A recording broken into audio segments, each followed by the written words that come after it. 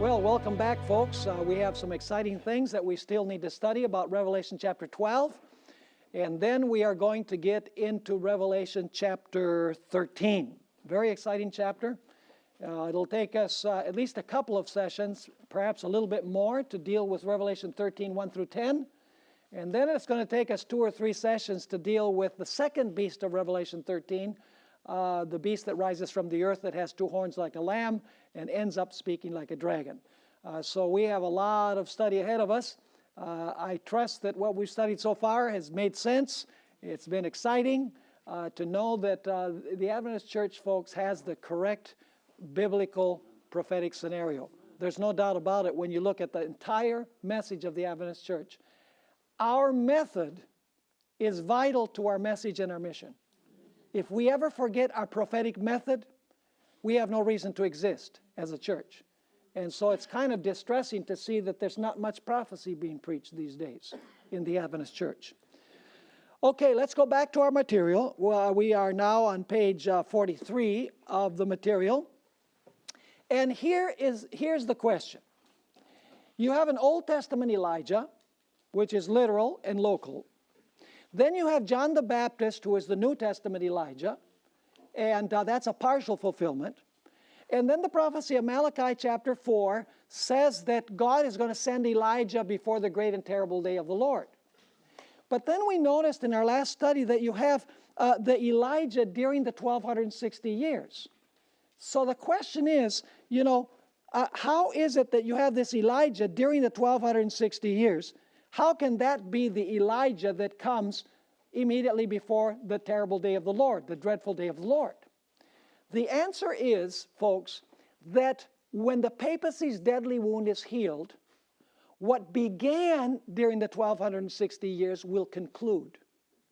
The only difference is that there has been a respite or a period that the deadly wound has been in place. In other words, if this prophecy had been fulfilled consecutively, if there had not been a deadly wound, then you would have had the dreadful and terrible day of the Lord. But because you have this parenthesis where there is a cessation of persecution, then when the deadly wound is healed, the Elijah prophecy will pick up again. Are you understanding what I'm saying? Now, let's pursue that. Let's go to Revelation chapter 6, verses 9 through 11. This is the 5th seal.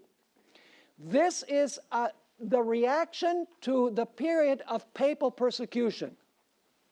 And I want you to notice what this passage says. It says, when he opened the 5th seal, I saw under the altar the souls of those who have been slain for the word of God and for the testimony which they held. Now, don't get all hung up over the souls that are crying out under the altar. The word soul in the New Testament actually is the word suche, and it is translated many times life. And the life of the man is in his what? According to the Bible. The life of the person is in the blood. So when it says here that the souls are crying out from under the altar, it means that the blood of the martyrs is crying out for justice because they've been slain mercilessly. Probably the best illustration of this is in the story of Cain and Abel. When Cain killed his brother, God asked Cain, where is your brother? And he said, I don't know where my brother is. I'm not my brother's keeper. And then God said, the blood of your brother Abel cries to me from the ground. So it's the blood that's crying out for justice. The soul, for example, in the New Testament where it says that Herod wanted to seek the death of Jesus, it says that Herod was going to seek his life to kill him. Well, the word life there is the same word for soul that we find here. So in other words, the soul is basically the person, the life of the person. So anyway, you have these martyrs that are crying from under the altar with a loud voice. These are the martyrs that have been slain during the period of papal supremacy. And what are they crying out? How long, O Lord, holy and true, until you judge and avenge our blood on those who dwell on the earth? So the martyrs of the 1260 years, what are they doing? They're crying out for justice. They're saying, how long, Lord, are you going to wait to judge and avenge our blood on those who are shedding our blood on the earth? Now notice the answer. Verse 11. Then a white robe was given to each of them. In other words, God says to them, you don't have to worry. The robe is yours. You're safe. So it says a white robe was given to them, and it was said to them that they should what? That they should rest a little while longer. What does that mean, that they should rest a little while longer? They're going to be dead, right? They're going to rest in the grave for a little while longer. But now notice there's going to be a second group of martyrs. So it says that they should rest a little while longer until both the number of their fellow servants and their brethren who would be killed as they were was completed. How many periods of persecution? 2. The martyrs of the past are crying out for justice. God says, you will be judged and avenged when the number of the martyrs is complete. When is the other group of martyrs going to be killed? Shortly before the time of trouble, shortly before the door of probation closes in what is known as the little time of trouble. Will there be martyrs that did not worship the beast, his image, or his mark? Read Revelation 20, verse 4. It speaks about those who were beheaded because they did not worship the beast, his image, or his mark. So there will be martyrs shortly before the close of probation, when the Sunday law is proposed. But after the close of probation, the number of martyrs will be complete, and there will be no more martyrs during the great time of trouble after the close of probation. So because, I want you to notice this, so because you have these 2 periods, the martyrs of the past that were slain by the papacy, and the wound is going to be healed, and she's going to start where she left off, in the same manner, Elijah has 2 stages. The Elijah that proclaimed the message during the 1260 years, and the Elijah that will proclaim the message when Jezebel resurrects. Are you with me? Now, let's continue here. The harlot has 2 stages of existence. And so Elijah, the children, and Ahab must also have 2 stages of existence. Jezebel was cast into her sickbed, along with those who committed fornication with her in the great tribulation of the French Revolution. Revelation 2:22 says as much. Indeed, I will cast her into a sickbed, and those who commit adultery with her into great tribulation, unless they repent of their deeds. So in the end time, Elijah broadens from Israel to Western Europe during the 1260 years, to where? To the world at the end of time. Now, let's take a look at Revelation chapter 12 and verse 16 and 17. After the 3.5 times, God would raise up a people who have certain characteristics. They would keep the commandments of God, and they would have the gift of prophecy. They would preach true worship to the Creator. They would restore the everlasting gospel. They would denounce Babylon, and they would lead the world to take a stand for the seal of God or for the mark of the beast. Does this sound like end-time Elijah? This is the end-time Elijah.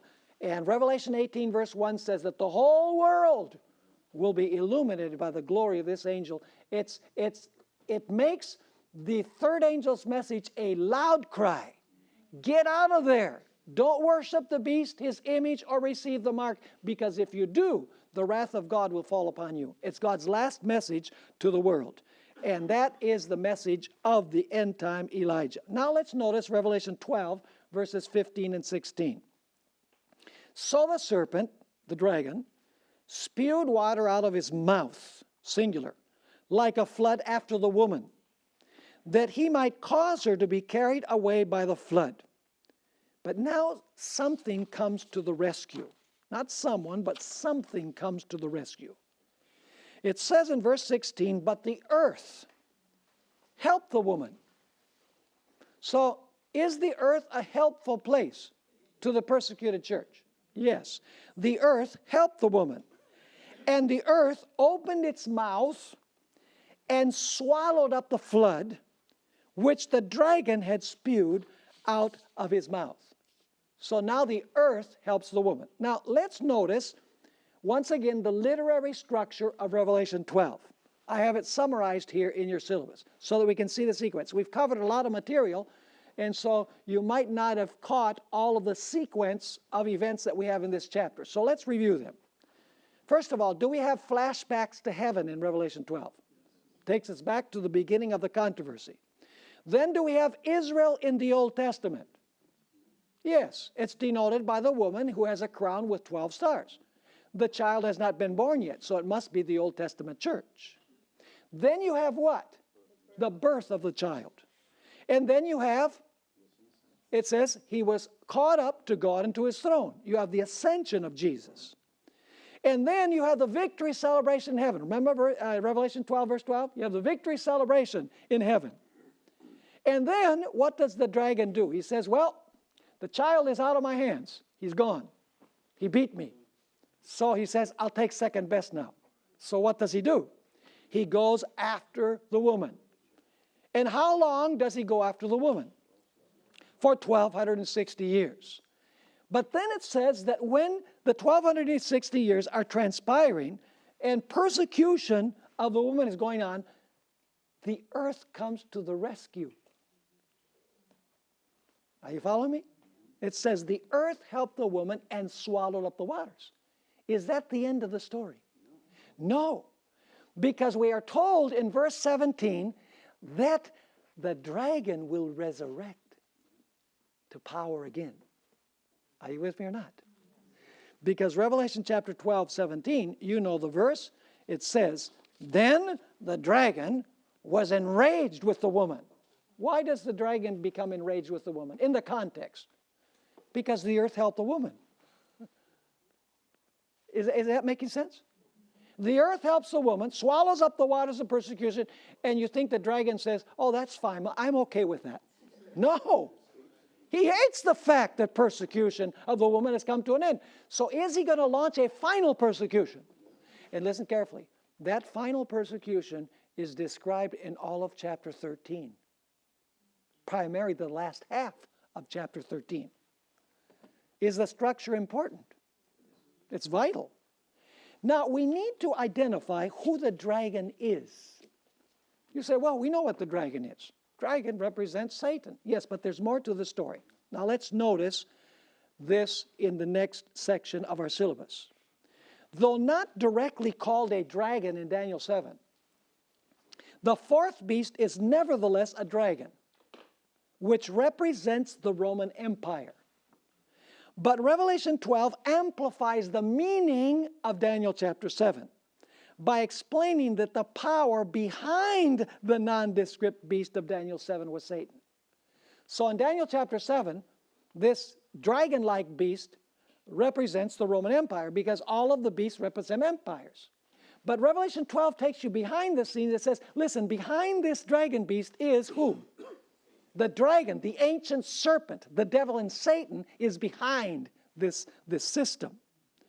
Now, in Daniel 7, the nondescript beast, that is this dragon-like beast, then sprouts what? A little horn that persecutes the saints for 1,260 years. We know for a fact that the little horn is what? Roman. Why? Because it rises from the head of the fourth beast and among its 10 horns. But Revelation 12 takes us behind the scenes to show us that the real power behind the little horn's work during the 1,260 years, papal Rome, was the dragon. Are you following me? I'm going to make a very important point here. Thus Satan persecuted the woman through the instrumentality of what? Of Rome. This is the reason we are told in Revelation 13, verse 2, that the dragon gave his seat, authority, and power to the beast. So the beast operates by the power of whom? Of the dragon. So what does the dragon represent? The dragon represents pagan Rome. Then papal Rome continues exercising the authority of what? The dragon. But now there's an additional point, which is very important. But we are also told that after a period of respite, the dragon will persecute the remnant at the end of time. It is the same dragon that persecuted the child and the woman, and therefore it must represent Satan working through Rome. And this is a point that has been missed. Revelation 13:11, when it says that this beast from the earth speaks like a dragon, it's not only saying it speaks like Satan, but it speaks like Rome. Because the dragon is Satan working through Rome. He worked through Rome to try and slay the male child. He worked through Rome during the period of the papacy. And if the end time beast is going to speak like a dragon, it means that it's going to speak like papal Rome. Are you following me? By the way, you know that everything that the beast from the earth, we're going to see this, everything that the beast from the earth does, he does to please the first beast. It appears that the only reason for his existence is to restore power to the first beast. You read in Revelation chapter 13, it says that he exercises all the authority of the first beast. He commands the whole world to worship the first beast. Everything he does is in the presence of the first beast. He makes an image of the first beast. He imposes the mark of the first beast. Somehow I think that this beast has something to do with the first one. And we've already identified the first beast as papal Rome. So the United States is going to speak like a dragon. It means that the United States is going to speak like what? It's going to speak like Rome. Not only like Satan. Satan working through who? Satan working through Rome. Now let's continue here. To the next page, page 45. In all stages, it is Satan working through Rome. The dragon persecutes the child, then hands off the baton to the beast. Then after a period of respite, the beast from the earth speaks like a dragon. Notice that Ellen White had this very clear. You know, people are critical of Ellen White. And I find that there are two kinds of people that criticize Ellen White. Number one, those who never read Ellen White. And number two, those who read her with the purpose of criticizing. And if you are in either one of those groups, you've lost a huge blessing. Amen. Because even things in the writings of Ellen White that appear to be contradictory, they're not contradictions at all. They're just contradictions in our brains. When you really look at everything she says. You know, you look at the Bible, it would appear sometimes that the Bible is in contradiction, but it's not when you study carefully. Let me give you one example. How did the life of Judas end? Well, you read the book of Acts, it says he fell headlong and his belly exploded and the innards came out. You read the Gospels that said he went and hung himself. So some scholars say, see, the Bible contradicts itself. Ellen White puts them together in a beautiful way. She says that Judas was the heaviest of the apostles. And, you know, he went up a tree and, you know, he put the rope around the branch of a tree and then he jumped, you know, to hang himself. But he was so heavy and the branch broke and he fell headlong and his belly exploded and his innards came out. So the contradiction is only in our pea brains, if you please. The Bible does not have contradictions.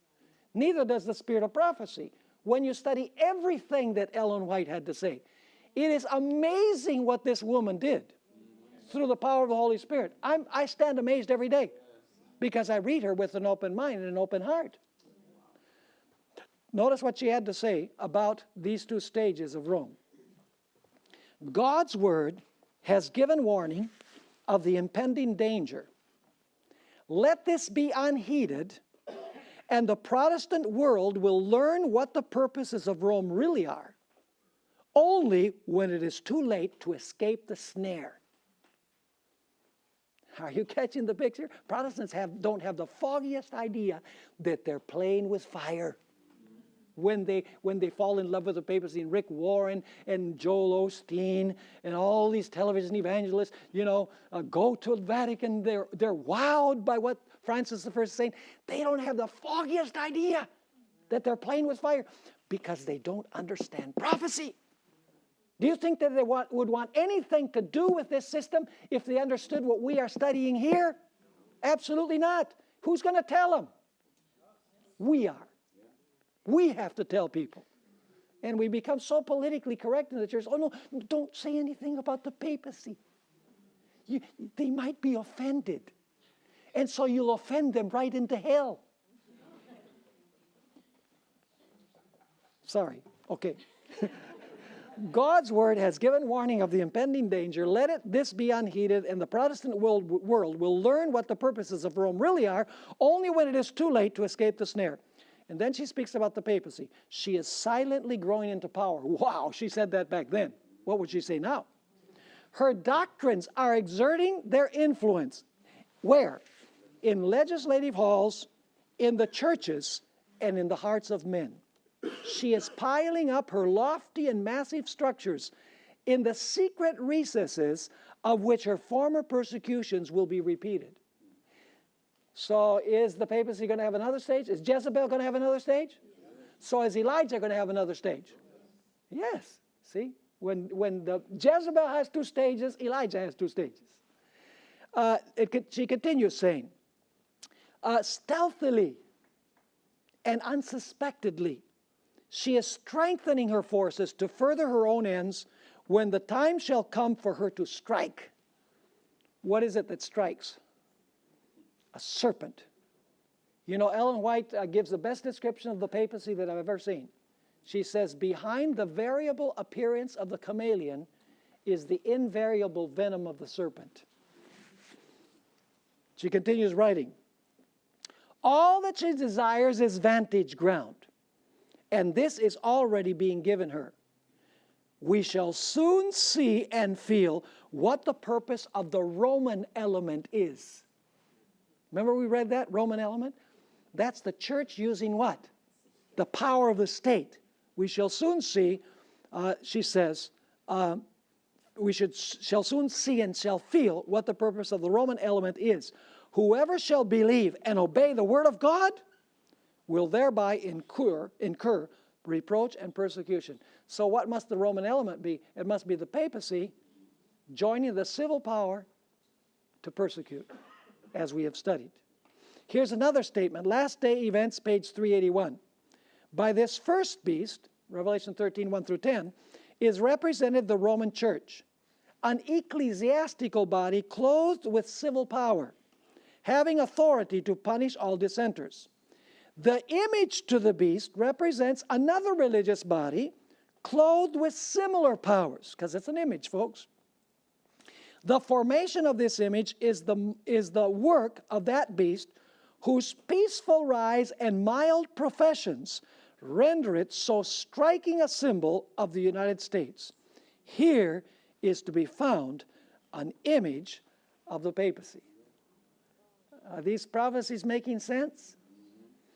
Now let's continue. What came to the rescue of the woman who was being persecuted in Europe during the 1260 years? The earth must refer to a different place, because all of the beasts of Daniel 7 came from where? From the sea, including the fourth beast, or the dragon-like beast. What is represented by the earth? It represents the territory of what? Of the United States. Now, listen carefully to what I'm going to say. In Revelation 12, you still don't have the United States. You have the territory of the United States. In Revelation 13, you have a beast that rises from the earth in that territory. That's the establishment of the nation of the United States.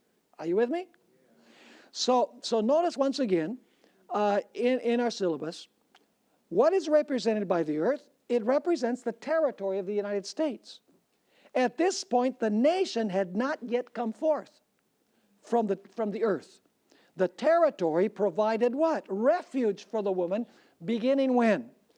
In 1620. And the nation later arose from this territory around 1798. When the Constitution, the Declaration of Independence, and the Bill of Rights were approved, then you have the nation being established. And it rises in the same territory that provided what? That provided refuge for God's people. Are you with me? In Revelation 12, 13 through 15, we find a description of the person. This is a very important point, and I'm going to show you how Ellen White was so right in the order of events that she presents in Great Controversy. In Revelation 12, 13 through 15, we find a description of the persecution of the woman by the dragon for 1,260 years.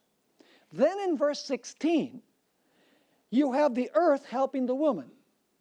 The earth helps the woman before the 1,260 years come to an end. Correct? If you study the sequence. How do we know this? The answer is by the sequence of events in Great Controversy. In Great Controversy, page 265, Ellen White begins the chapter on the French Revolution, which comes at the very end of the 1,260-year period. But in the very next chapter, notice this, in the very next chapter, Ellen White goes back in time to describe how the territory of the United States provided refuge for those who were persecuted in Europe. She describes the Pilgrim Fathers. So why would she go in the chapter on the French Revolution? She's talking about the 1,260 years and the deadly wound. And then in the very next chapter, she goes back to the colonial period. Because the book of Revelation does that. It says the earth helps the woman, and then the 1,260 years come to an end. Are you following me? Interesting that Ellen White would follow the same kind of idea that you have in the text of the book of Revelation. Now, let's go to the next page, page 46. Page 46, where Ellen White clearly explains that the 42 months, 1,260 days represent the same period. Some people are trying to reinterpret this as literal time. What they do is they ruin the real interpretation and meaning of the text by reapplying this. It says, the periods here mentioned, 42 months and 1,260 days, are the same, alike representing the time in which the Church of Christ was to suffer oppression from Rome. The 1,260 years of papal supremacy began in 538 AD and would therefore terminate in 1798. At that time, a French army entered Rome and made the Pope a prisoner, and he died in exile. Though a new Pope was soon afterward elected, the papal hierarchy has never since been able to wield the power which it before possessed. Now, notice this statement in Great Controversy, page 292. See, this passage that I just read is from the chapter, The Bible and the French Revolution. She's talking about the 1,260 years, right? But now, she's going to go back in the previous chapter to the colonial period. Notice what we find in Great Controversy, page 292. Actually, 292. It was their desire for liberty of conscience that inspired the pilgrims to what? To brave the perils of the long journey across the sea, to endure the hardships and dangers of the wilderness, and with God's blessing to lay where? On the shores of America, the foundation of a mighty nation. And by the way, the chapter on the French Revolution begins immediately before this. So Ellen White is going back to speak about the colonial period after she describes the 1,260 years and the French Revolution ending the 1,260 years. Now, it was from persecution by the dragon that the woman escaped. This does not mean that during the colonial period, religious liberty was always respected, because you know that's not the case. There was religious persecution in the colonial period, but it was not the dragon who was doing the persecuting. In fact, the colonists were very suspicious of the papacy. So the persecution in the colonial period has nothing to do with the papacy. In Great Controversy, page 440, Ellen White had this to say: what nation of the New World was in 1798 rising into power, giving promise of strength and greatness, and attracting the attention of the world? The application of the symbol admits of no question. One nation and only one meets the specification of this prophecy. It points unmistakably to the United States of America, Again and again, the thought, almost the exact words of the sacred writer, has been unconsciously employed by the orator and the historian in describing the rise and growth of this nation. The beast was seen coming out of the earth. And according to the translators, the word here rendered coming up literally signifies to grow or spring up as a plant. In other words, the nation was just beginning at this point. And as we have seen, the nation must arise in territory previously unoccupied. A prominent writer describing the rise of the United States speaks of the mystery of her coming forth from vacancy and says, like a silent seed, we grew into an empire. And so Ellen White continues commenting here. A European journal in 1850 spoke of the United States as a wonderful empire which was emerging and amid the silence of the earth, daily adding to its power and pride. So what is the earth that helped the woman? Bottom line, what is the earth that helped the woman? It is the territory of the United States. Has the territory of the United States and the nation that arose there given us religious and civil liberty for the last couple of hundred years? Yes. Is that the end of the story? No. The Bible tells us in Revelation 12 and verse 17 that the dragon will persecute again. How will the dragon persecute again? Through the instrumentality of what? Of the very power that provided refuge for God's people. The earth helps a woman, and then it says that the dragon was enraged with the woman and went to make war with the remnant of her seed. Is the earth helping the woman related in any way to the wrath of the dragon? Absolutely. It is the reason for the wrath of the dragon. Now, in Revelation 12, verse 17, we're told why the dragon hates the remnant of the woman's seed. Why is it? Because they keep the commandments of God, and they have what? The testimony of Jesus Christ. What is the testimony of Jesus Christ? The testimony of Jesus Christ is the spirit of prophecy, according to Revelation 19:10 and Revelation 22, verses 8 and 9. What are the commandments of God? The commandments of God are the 10 commandments. Now, you need to study this in your syllabus, beginning on page 47, all the way through page 56. I study the issue of what is meant by the commandments of God. And it's very clear in Scripture that the commandments of God that are referred to there are the 10 commandments. They keep the commandments. They keep the 10 commandments of God. It's not just a general statement that the devil's going to hate them because they didn't obey the command to go witness to all nations. It is definitely referring to the 10 commandments. So the devil is going to hate God's people because they keep God's commandments and because God's remnant has the spirit of prophecy. So was this clear? Our study of Revelation 12? Now we need to go Revelation chapter 13. Page 57 in our syllabus. Page 57 in our syllabus. We still have about 25 minutes to go through as much as we can of this. It's going to take us the rest of this day to finish this particular chapter.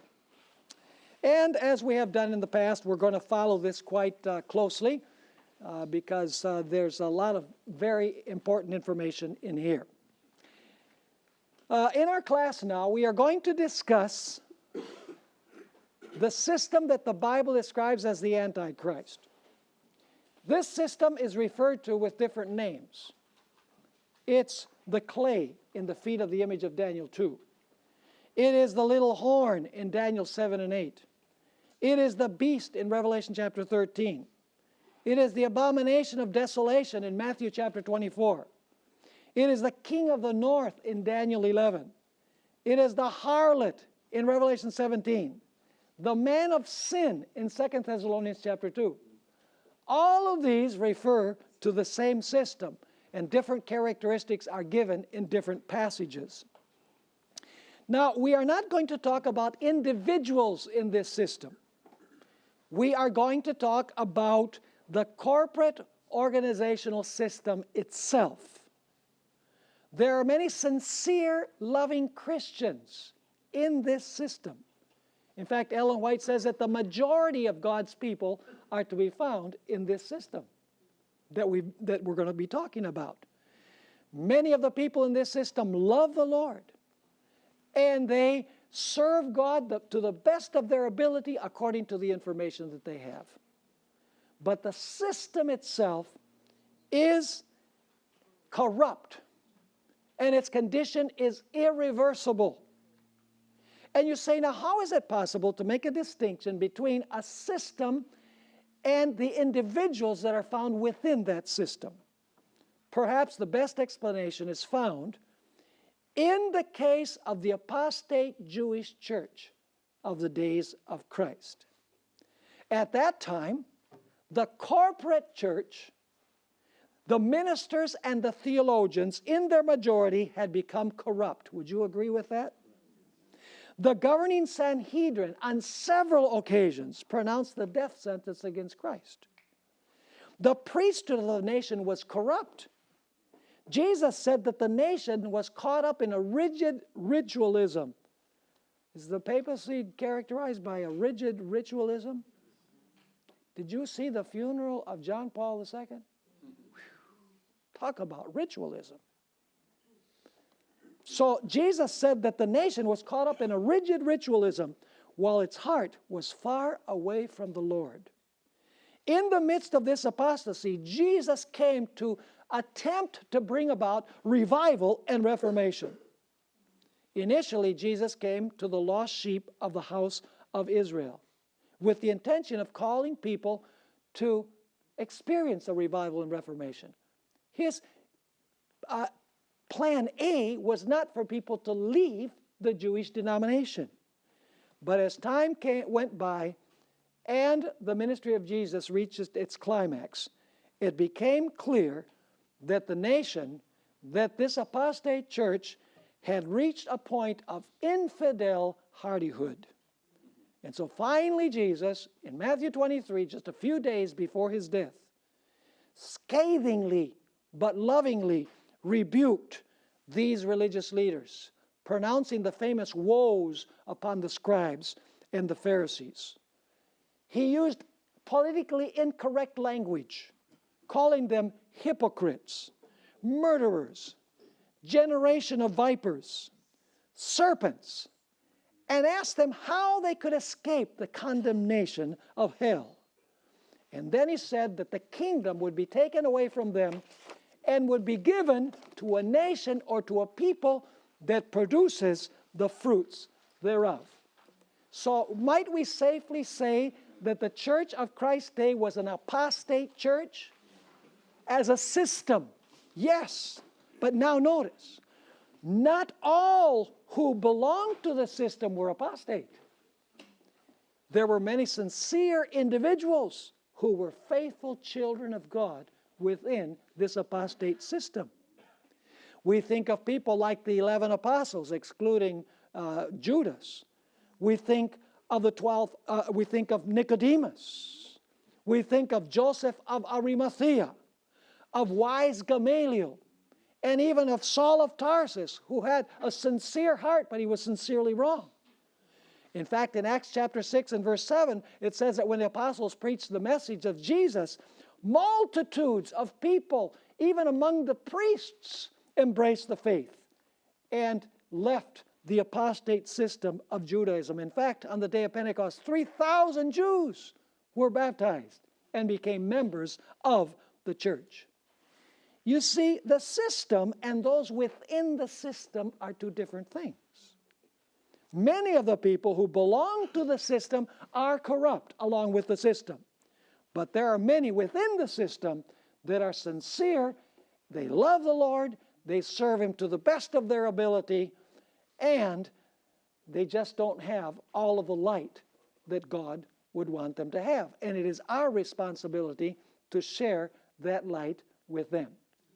So I believe that when we present this to people who are not Adventists, we need to preface this with this that I've done at the beginning. And that is, this is no reflection on you, a Roman Catholic. because I believe that you, the individual Roman Catholic, I believe that you love Jesus, you're committed to Jesus. I believe that you serve him to the best of your ability, but there's more than what you have seen. That way, you know, you're taking down the barrier. You don't want to say to the person, oh, you belong to the system of the Antichrist and you're apostate. That'll go over like a lead balloon. You know, we need to be wise as serpents and harmless as doves. Now let's notice Revelation 13 and verse 1. Then I stood on the sand of the sea and saw a beast rising up out of the sea, having 7 heads and 10 horns, and on his horns 10 crowns, and on his heads a blasphemous name. Now let's interpret the symbols. We'll do this quickly. When we come to Revelation 17, we'll have more to say about the individual symbols. The sand of the sea. These beasts arise from where? From the sea. The turbulent, wind-tossed sea represents nations that are at war. And I hope that you'll read Isaiah 17, 12, and 13. It's the best text in the Bible that explains what is represented by the seas, what is represented by the waters. Even better than Revelation 17, verse 15. So the sea represents basically Asia and Europe. Where did the first 2 beasts of Daniel 7 arise? From the sea. And Babylon and Medo-Persia were in Asia. Where did the leopard and the dragon beast rise? From the sea. Let me ask you, where were Greece and Rome? In Europe. So the powers that rise from the sea are Asiatic powers and European powers. Now what about the 7 heads? The 7 heads on the single beast represent stages of the total career of the nations, beginning with Babylon and ending with the resurrected papacy. Are you understanding the point? When we get to Revelation 17, this will all be made clear.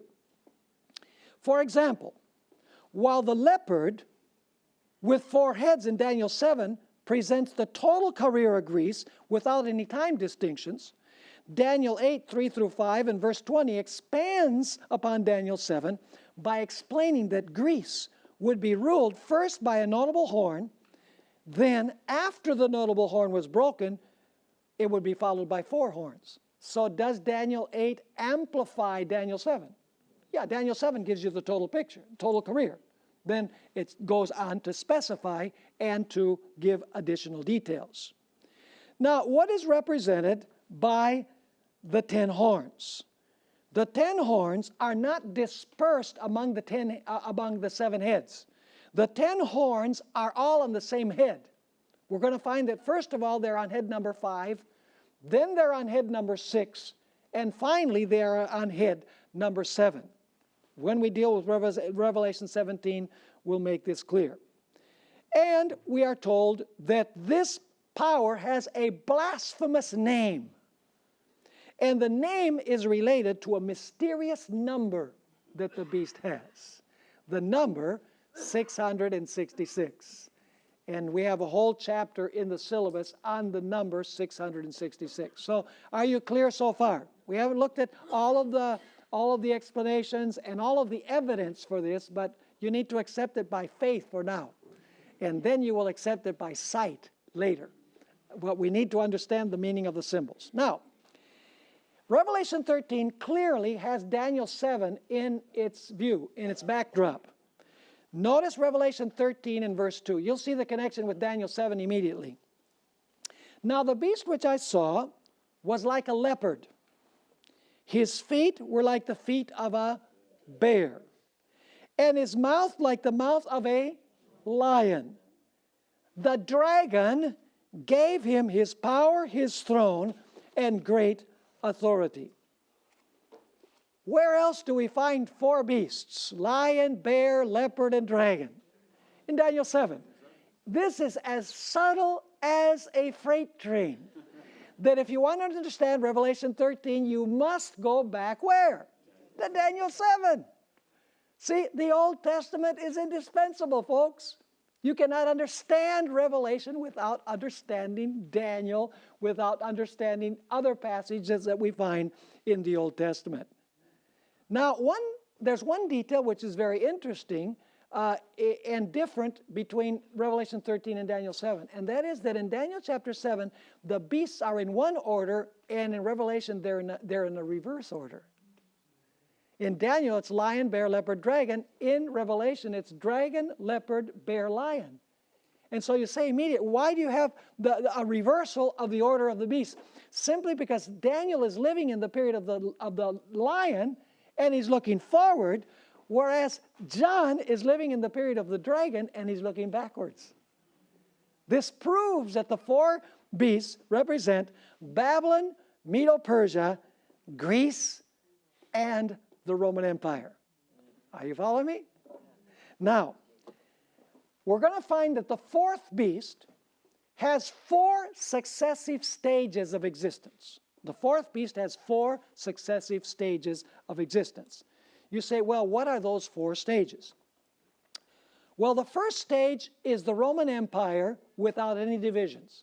Did the Roman Empire exist for a period of time without any divisions? Most of its career, it had no divisions. From 168 BC to 476 AD, it was the united Roman Empire. So the first stage of the fourth beast is the Roman Empire as an empire, undivided, united. Let's read Daniel 7, verse 23. Thus he said, the fourth beast shall be a fourth kingdom on earth, which shall be different from all other kingdoms, and shall devour the whole earth, trample it, and break it in pieces. So what does the fourth beast represent? It represents a fourth what?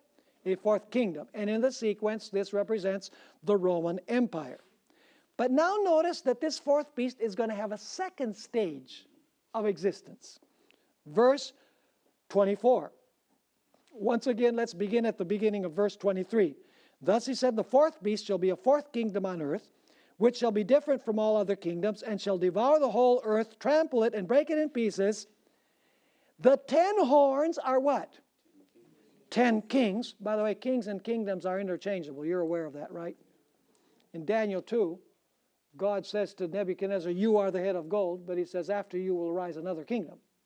So the king represents the kingdom. And by the way, in Daniel chapter 7, it says that the 4 beasts are 4 kings. But then here it says that the fourth beast is the fourth kingdom. So kings and kingdoms are interchangeable. So when it says the 10 horns are 10 kings or kingdoms, now listen carefully, who shall arise from this kingdom? Does the kingdom have to exist in order for the 10 to rise from it? Yes, that's the second stage. See, the fourth beast governs for a while by itself. Then, after a period, it sprouts 10 horns. And then we have a third stage. Daniel 7, 24 and 25. And another shall arise, what? After them. How many stages so far? 3. The fourth beast by itself. Then the beast sprouts 10 horns. The kingdom is divided. And then among the divisions rises what? A little horn. And notice what the little horn does. He shall be different from the first ones, and shall subdue 3 kings. He shall speak pompous words against the Most High. Pompous words are blasphemies, according to Revelation 17. Shall persecute the saints of the Most High, and shall intend to change times and law. Then the saints shall be given into his hand for a time, times, and the dividing of time. So how many stages do we have so far? 3. The dragon beast ruling by itself. Then after a period, the dragon beast sprouts 10 horns. And then among the 10 horns rises a little horn, and the little horn rules for time, times, and the dividing of time. We're going to leave the fourth stage to a little bit later after we look at the characteristics of the little horn.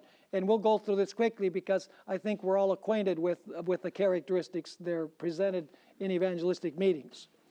Number 1, the little horn arose after the 10 had come up, right? When were the 10 horns complete? The 10 horns were complete in the year 476. The year 476 was the year when the last Western Roman emperor was deposed. Romulus Augustulus was his name. In other words, after that, there was no emperor in the Western Roman Empire because Constantine had moved the seat of the empire to Constantinople, Istanbul today. So basically, did the papacy rise to power after the Roman Empire had been divided? Yes or no? It's historically true. It's a fact that the papacy did arise after that point, in the year 538, officially. Number two, it arose among the 10. Is the papacy in Western Europe? What used to be the Roman Empire? Absolutely. Number three, it rose from the head of the dragon, which means that it must be a continuation of what? Of Rome, because the dragon represents Rome. So if the little horn comes forth from the head of this dragon beast, it must be in some way what? Roman. Now I have a series of statements here. I don't know how many of these statements I should read because it's about 2.5 pages of statements where historians clearly say that the papacy is a continuation of Rome, but a different kind of Rome. You remember the feet of the image? Does Rome continue in the feet? Is it a different kind of Rome? Yes, because it's what kind of Rome? It's an amalgamated Rome. We don't dedicate much time to the feet of the image, do we? And we need to, because that is the foundation for the idea that the Rome that is going to arise in Daniel chapter 7 is an amalgamated Rome. It is a Rome that joins church with state. It continues the political power of the Roman Empire, but it adds an element, which is what? The church, the power of the church. Let me just read 2 or 3 statements. This one is from Malachi Martin. Have you ever heard of him before? Listen to what he had to say. By the way, Malachi Martin makes some statements where he doesn't even realize that he's commenting on the papacy in Revelation 13. He doesn't realize it. But when you read carefully what he's saying he's giving it all up. But he doesn't, we'll notice that later. It says, within 3 centuries, the Roman Church had transformed the administrative organization of the Roman Empire into an ecclesiastical system of bishoprics, dioceses, monasteries, colonies, garrisons, schools, libraries, administrative centers, envoys, representatives, courts of justice, and a criminal system of intricate laws, all under the direct control of the Pope. So is he now controlling all of the civil organization of Rome? Had Rome been transformed? Was it still Rome? Of course it was. Now notice, his Roman palace, the Lateran, became the new Senate. The new senators were the cardinals. So does Rome continue? Malachi Martin was a Jesuit. Yeah. And I'll have more to say about him later.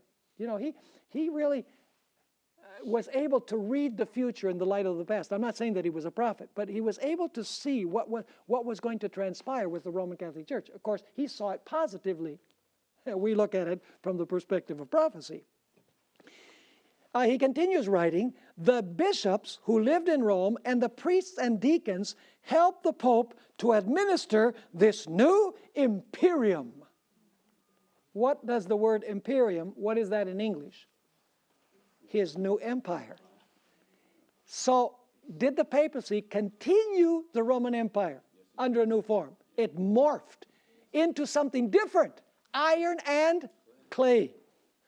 Notice this statement from Adolf Harnack, a liberal theologian, but he had some very interesting things to say about the Roman church. This is how it reads. The Roman church, in this way, privately pushed itself into the place of the Roman world empire, of which it is the actual what? Continuation. The empire has not perished, but only has undergone a transformation. Well, these historians, you know, they don't know that they're commenting on Revelation 13 and the iron and the clay and the feet of the image. And then he says, that is no mere clever remark, but the recognition of the true state of the matter historically, and the most appropriate and fruitful way of describing the character of this church. It still governs the nations. He's talking about the past now. It still governs the nations. It is a political creation, and as imposing as a world empire, because it is the continuation of the Roman Empire. The Pope, who calls himself King and Pontifex Maximus, is Caesar's successor. Is that clear? You want me to read the rest of them? Should we? This is not one historian. These are bunches of historians. Let's notice the next one. The empire was falling into decay. The barbarians knew that its life was failing, that the old organism was worn out, and they hastened to take possession of it, of the remains. From every direction they came for the spoils. The Saxons and the Angles settled in Great Britain. The Franks invaded northern Gaul. The Visigoths made Spain and the regions south of the Loire their own. The Burgundians took possession of the upper valley of the Rhone. The Vandals made conquests in Africa. The Ostrogoths and Lombards were waiting for their turn to come. Among these new invaders, some were heretics and others were pagans. What is to become of the church? Are its days numbered? And is the empire to bring it down as its companion into an open tomb? No, the church will not descend into the tomb. It will survive the empire.